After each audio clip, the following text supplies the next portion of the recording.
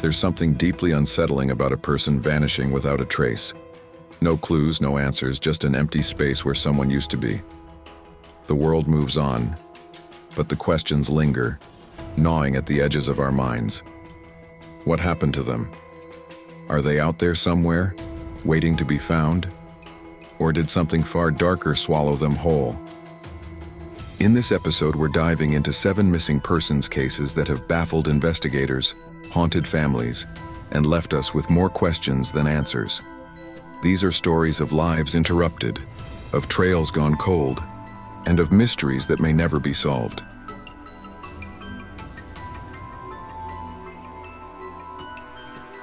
Before we begin, a quick heads up. These cases involve heavy themes, including abduction, potential violence, and loss.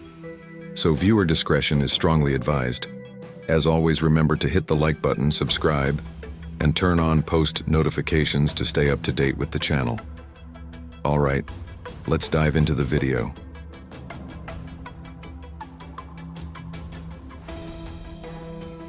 February 9th, 2004, Haverhill, New Hampshire.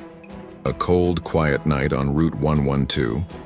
Maura Murray, a 21-year-old nursing student from the University of Massachusetts, is driving her black Saturn sedan through the desolate White Mountains. Around 7:30 p.m., her car spins out on a sharp curve, slamming into a snowbank. It's not a catastrophic crash, just enough to leave the car stuck, its front end crumpled. A passing bus driver, Butch Atwood, spots Maura standing by her vehicle. He pulls over, asks if she needs help. She's calm, composed, and says she's already called AAA. But here's the thing. There's no record of that call. No signal in that remote stretch of road would have made it possible. Butch drives off to call for help from his home nearby. But when police arrive just 10 minutes later, Maura is gone.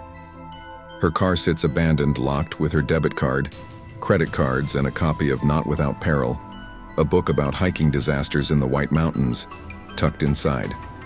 A small bottle of red wine is spilled in the front seat, and a box of wine is found in the back. No footprints lead away from the car, no signs of a struggle. It's as if Maura stepped out into the freezing night and dissolved into the snow. Maura's life before that night adds layers to the mystery. Days earlier, she'd been acting strangely.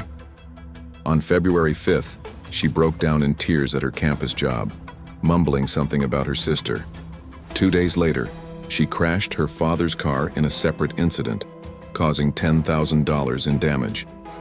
On the day she vanished, Maura emailed her professors, claiming a family emergency.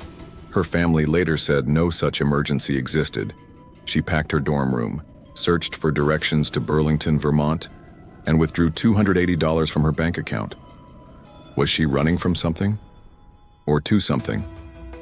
Investigators combed the area for days. Helicopters, dogs, volunteers, nothing. Not a shred of clothing, not a single footprint in the deep snow. A backpack believed to be Maura's surfaced years later, but it led nowhere. Theories swirl like the snow that night. Did she wander into the woods, succumbing to hypothermia? The White Mountains are unforgiving. Temperatures that night dropped below zero, but no body was ever found, and Maura was an experienced hiker, unlikely to get lost so easily. Did she stage her disappearance, starting a new life somewhere else? Her packed dorm and cryptic email suggest she might have planned to leave, but why abandon her car, her money, her life? Then there's the darker possibility: foul play. A witness reported seeing a red truck acting strangely near the crash site. Could someone have picked Maura up or taken her? The lack of evidence is maddening. No DNA, no witnesses beyond Butch Atwood, who passed away years later. It's been over 21 years, and Maura's case remains one of the most perplexing disappearances in modern history. Her family still holds out hope, but the snow-covered road in Haverhill keeps its secrets.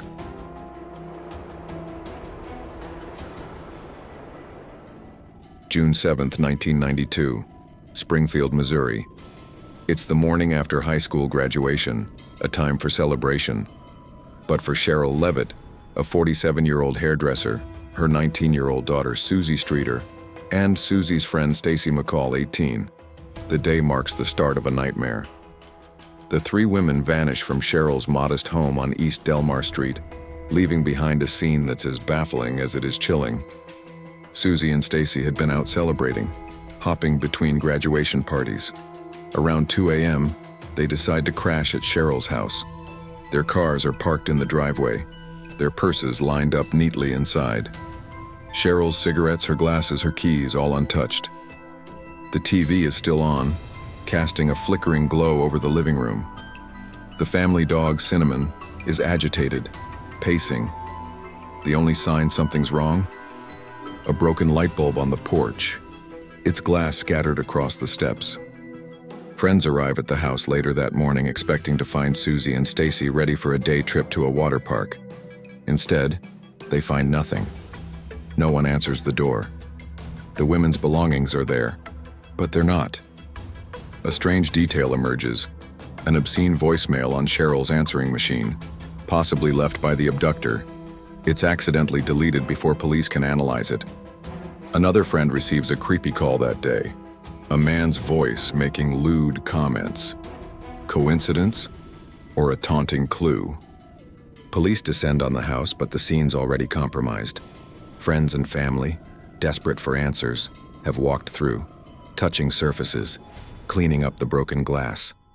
Any forensic evidence is likely gone. Days turn to weeks, then years.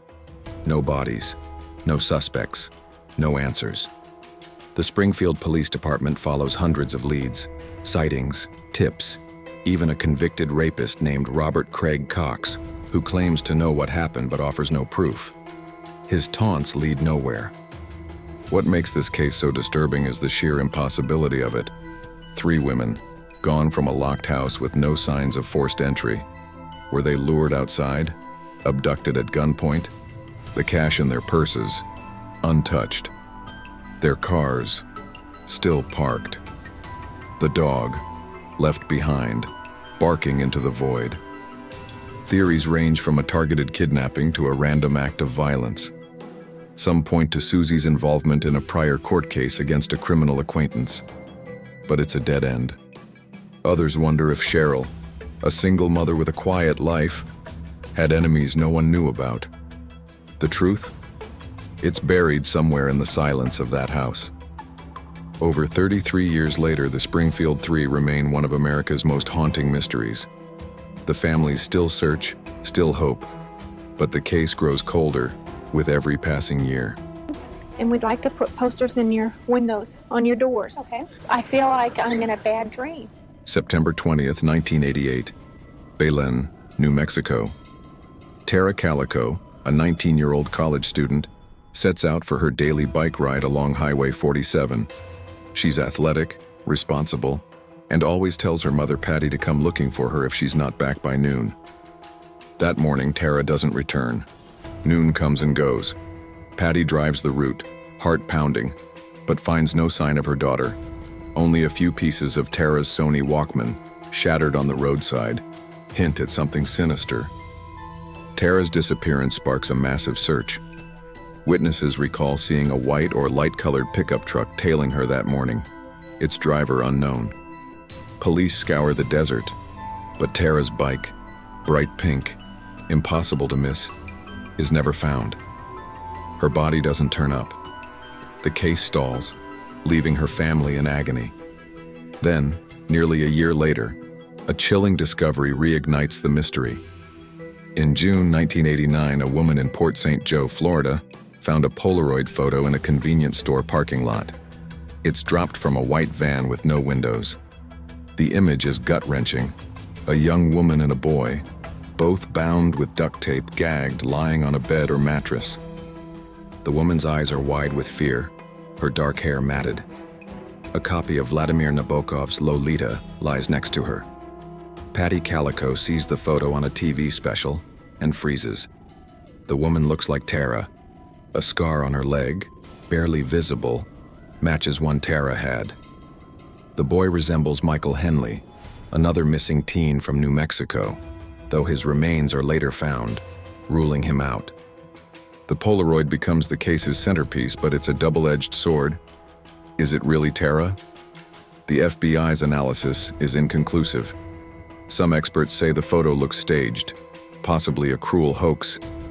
Others believe it's evidence of abduction, maybe human trafficking. More photos surface over the years, allegedly showing a bound Tara, but none are verified. The truck seen near Tara's last sighting is never identified.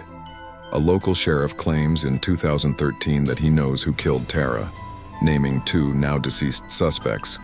But without evidence, it's just words. The graphic nature of the Polaroid sears itself into your mind. A young woman, possibly Tara, trapped, helpless, staring into the camera. Was she taken by someone she knew? Sold into a nightmare? Or is the photo a red herring, leading us away from the truth?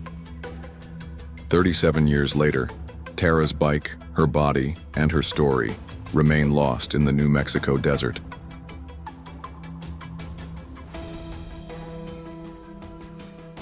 Before we continue on, if you are enjoying the video so far, please remember to hit that like button and subscribe to the channel. And if you don't like it, let me know down in the comments. Your support truly means everything. All right, back to the video.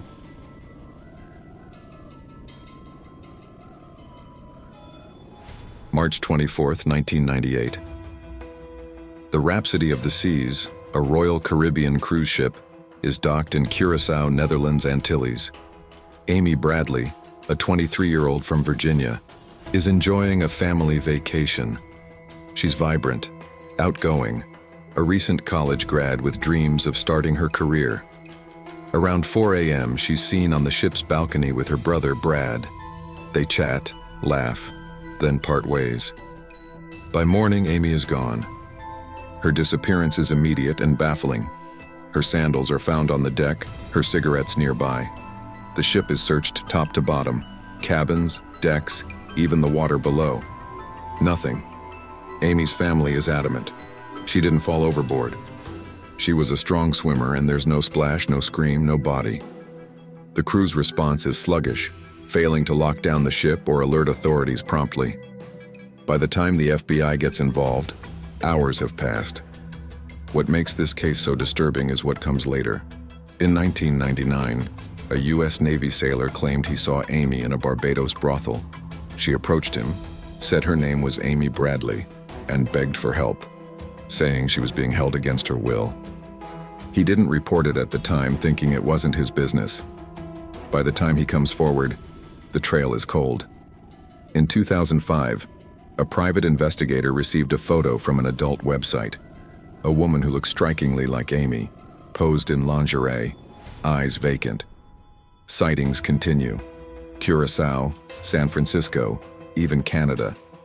Each one unverified, each one a gut punch to her family. Theories point to human trafficking. Cruise ships, with their transient populations and lax oversight, can be hunting grounds for predators. Was Amy targeted, drugged, and smuggled off the ship? A band member on board seen dancing with Amy the night before becomes a person of interest but is never charged. The lack of cooperation from the cruise line, failing to preserve security footage or lock down the ship, only deepens the mystery. 27 years later, Amy's face still appears on missing posters.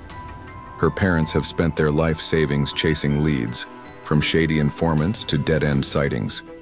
The ocean is vast, but the void left by Amy's disappearance is even deeper.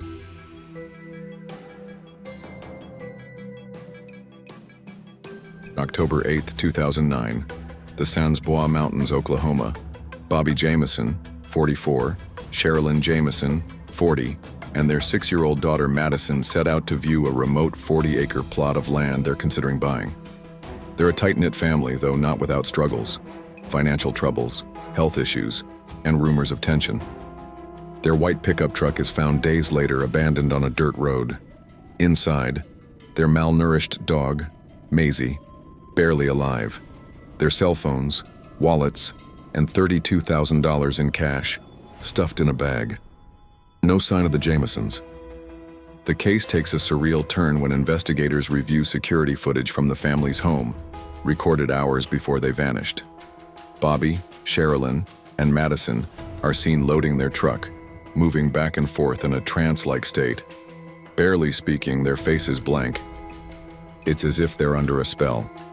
A letter found in the truck, written by Sherilyn, expresses anger toward Bobby, hinting at marital strain.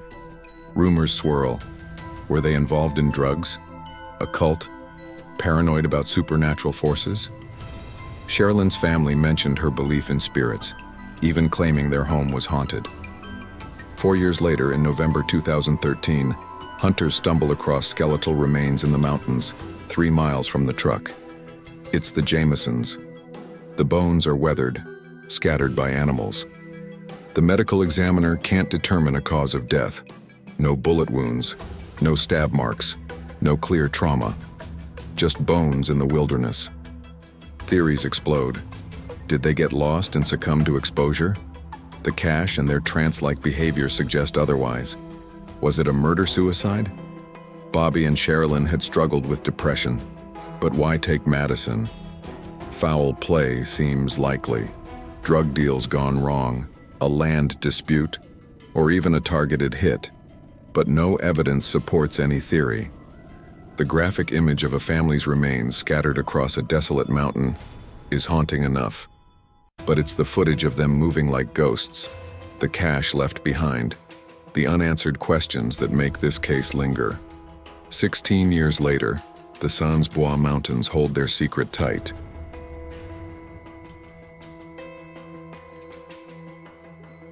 June 27, 1995, Mason City, Iowa.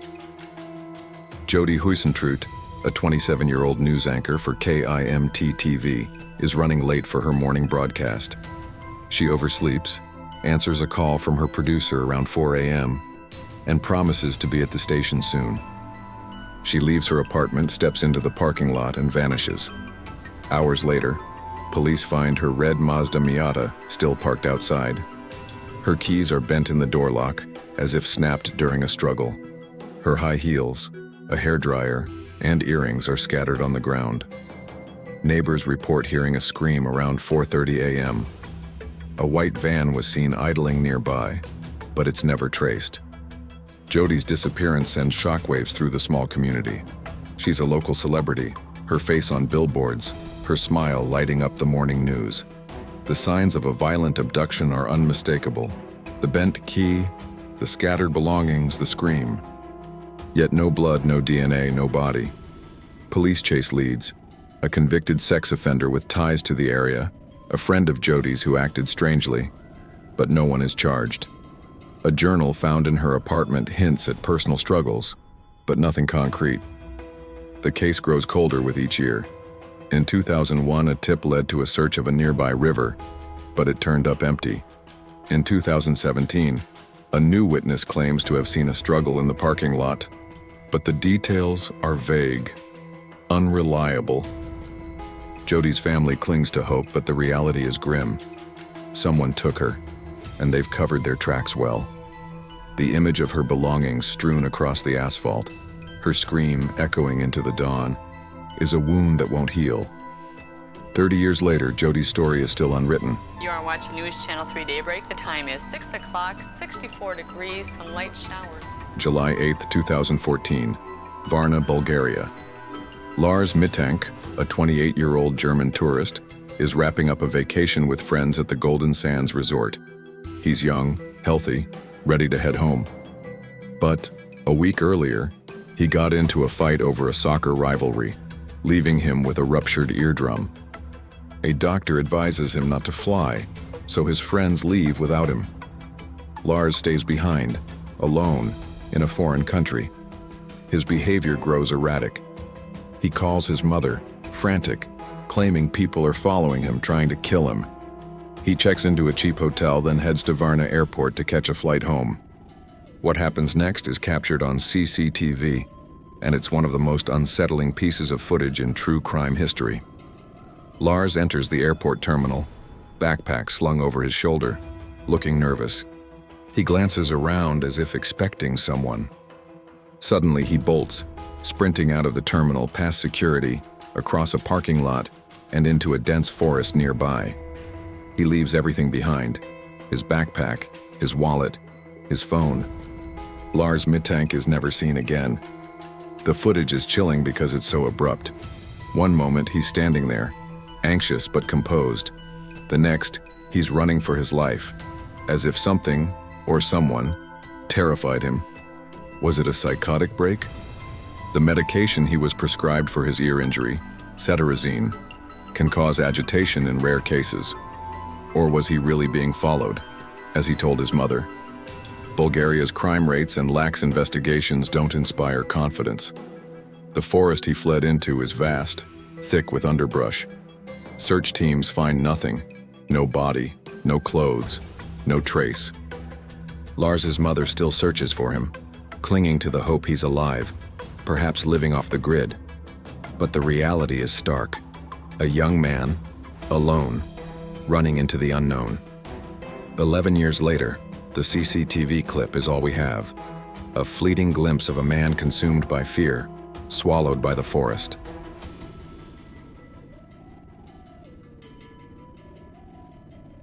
What makes these cases so disturbing isn't just the graphic details, the bent keys, the scattered remains, the bound figures in a photo. It's the not knowing. The families left behind, searching, hoping, haunted by the what-ifs. Did Maura freeze in the woods, or was she taken? Are the Springfield Three still out there, or buried in an unmarked grave?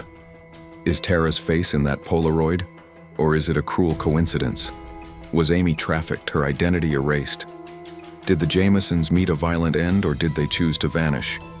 Was Jody's scream her last, or is she still fighting?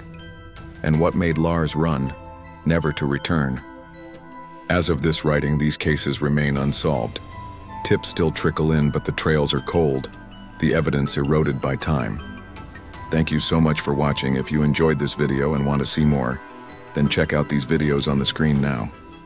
If you have a topic suggestion, please send it to the email in the description. And as always, remember to like, comment, share the video, follow all my social media, and subscribe to the channel.